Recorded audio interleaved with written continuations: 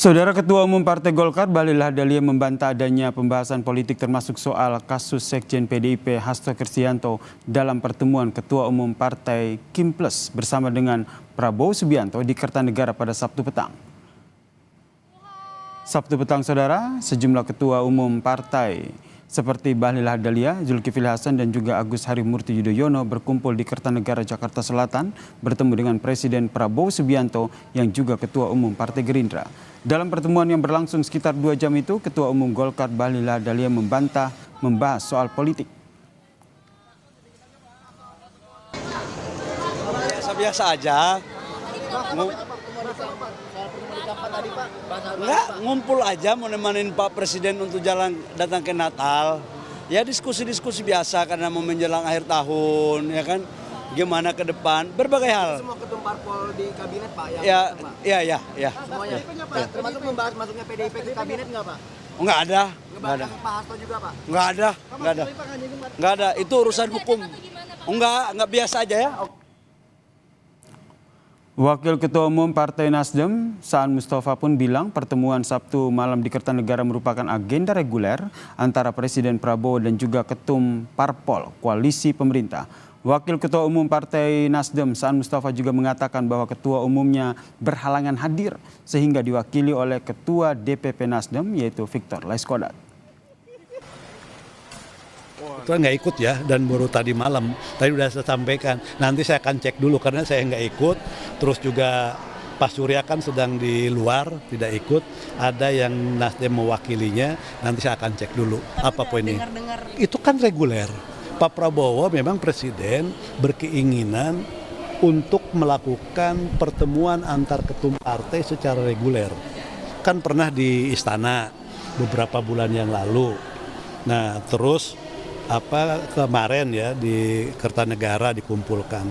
Jadi ini pertemuan reguler untuk membicarakan berbagai persoalan.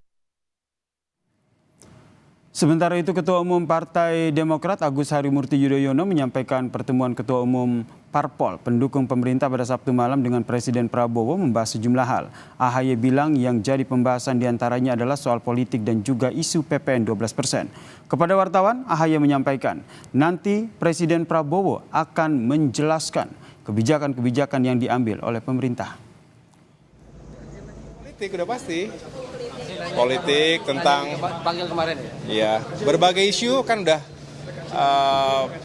cukup lama ya nggak ketemu para ketum, dan kemarin diterima dengan sangat baik Bapak Presiden di Kertanegara. Jadi tentu kita saling update situasi terakhir. Pak Presiden sendiri kan belum lama baru kembali dari lawatan ke luar negeri, jadi banyak hal yang dibahas. Enggak secara khusus. Dibahas. Jadi dibahas semuanya, nanti beliau akan menjelaskan dengan baik, kita semua juga akan menjelaskan, pemerintah yang jelas akan meyakinkan agar benar-benar masyarakat bisa mendapatkan kebijakan yang terbaik lah dari pemerintah.